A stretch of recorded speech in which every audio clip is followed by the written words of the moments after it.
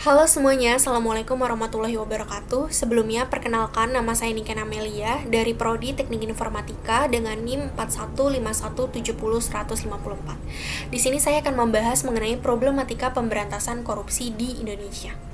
Bagaimana problematika pemberantasan korupsi di Indonesia?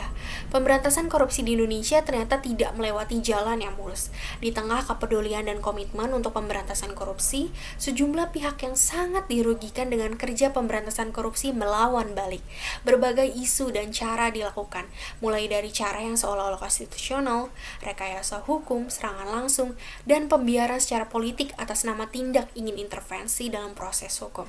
Sebagian besar tertuju kepada KPK dan sebagian lain pada masyarakat sipil. Kemudian, pada tahun 2004, KPK telah menangani banyak kasus tindak pidana korupsi yang melibatkan pejabat tinggi, pejabat lembaga negara, anggota DPRD, DPRD, hingga kepala negara. Dalam grafik tercatat per 30 September 2019, jumlah tindak pidana korupsi yang ditangani KPK dari tahun 2004 sampai 2019 terbanyak di tahun 2018, yaitu ada kasus sebanyak 260 kasus pidana korupsi yang ditangani KPK. Kemudian, menurut mantan Ketua Mahkamah Konstitusi MK, yaitu Muhammad Mahfud, menyatakan bahwa pelemahan KPK itu nyata. Bahkan upaya revisi UU KPK di DPR dinilai sebagai salah satu bentuk lain pelemahan terhadap KPK yang diakibatkan gagalnya upaya judicial review melalui Mahkamah Konstitusi. Bahkan kasus pidana korupsi sepanjang 2004 sampai 2019 terdapat 39 pejabat tinggi dan 257 anggota DPR maupun DPRD yang terlibat kasus tindak pidana korupsi yang masuk dalam 73 kasus yang setidaknya terdapat 119 orang kepala daerah seperti gubernur, bupati, dan wali kota yang diproses KPK terkait dugaan korupsi.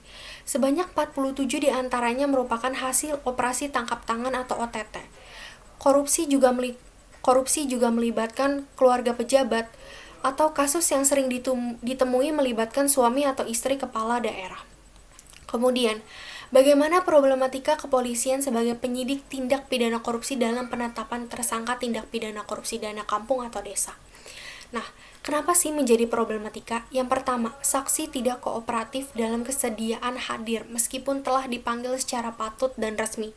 Selain itu, saksi dalam memberikan keterangan sering berbelit-belit. Lalu yang kedua, penyidik tindak pidana korupsi terlebih dahulu harus memiliki bukti nilai kerugian negara yang disebabkan dari perbuatan korupsi tersebut, yang dimana hal tersebut memerlukan waktu yang sangat lama hingga lebih dari 2 bulan. Kemudian, bagaimana tantangan pemerintah dalam menyelesaikan masalah korupsi di sektor publik dan sektor swasta?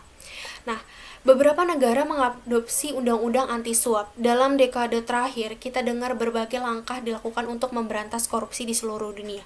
Konvensi-konvensi internasional silih berganti meluncurkan gerakan dan instrumen khusus untuk keperluan ini. Pakar dan akademisi menulis jurnal dan melakukan penelitian untuk mencoba memahami dan memberi solusi bagi permasalahan pemberantasan korupsi yang kompleks.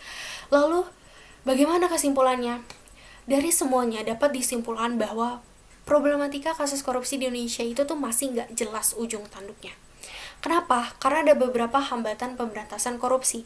Seperti yang pertama, penegakan hukum di dalam negeri yang masih lemah, bahkan melihat adanya upaya sistematis untuk melemahkan eksistensi dan peran lembaga anti korupsi khususnya KPK.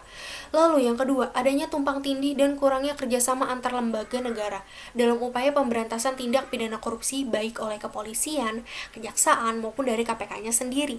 Lalu yang ketiga, adanya indikasi intervensi politik baik dari jajaran eksekutif maupun legislatif dalam kasus-kasus korupsi yang melibatkan pejabat publik atau partai politik tertentu.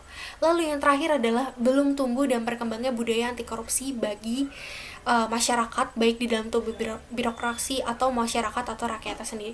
Oleh karena itu nih, budaya anti korupsi ini tuh sangat penting banget kita tanamkan sejak dini di dalam diri kita sendiri.